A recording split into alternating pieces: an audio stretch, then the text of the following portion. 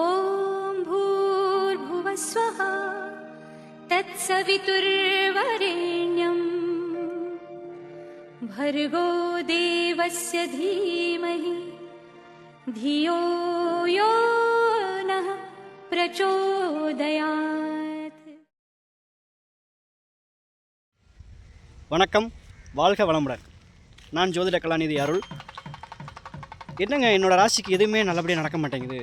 மேசராசி, ரிஷபராசி, மிதுனம், கடகம், சிம்மம், கன்னி, இப்படி ஒவ்வொரு ராசிக்கும் ஏழரைச்சனி என்ன செய்யுது, ஜென்மச்சனி என்ன செய்யுது, அர்த்தாஷ்டமச்சனி என்ன செய்யுது, அஷ்டமச்சனி என்ன செய்யுது, குரு இப்போ ஜென்மத்தில் இருக்கிற என்ன செய்யுது, என் ராசிக்கு மட்டும் ஏன் நல்லதே நடக்க மாட்டேங்குது அப்படின்னு நினைக்கிறவங்க உங்கள் வாழ்க்கையில் ஒரு முறையாவது திருவண்ணாமலை அண்ணாமலையார் பகவானை மேசராசி அஸ்வினி நட்சத்திரத்தில், மேசராசியில் சந்திரன் வரக்கூடிய அஸ்வினி நட்சத்திரத்தன்று அண்ணாமலையாருக்கு கிரிவலம் வந்தாலோ அல்லது அண்ணாமலையாரை தரிசனம் செய்து வந்தாலோ கண்டிப்பாக உங்கள் வேண்டுதல் மிக விரைவில் நடைபெறும்.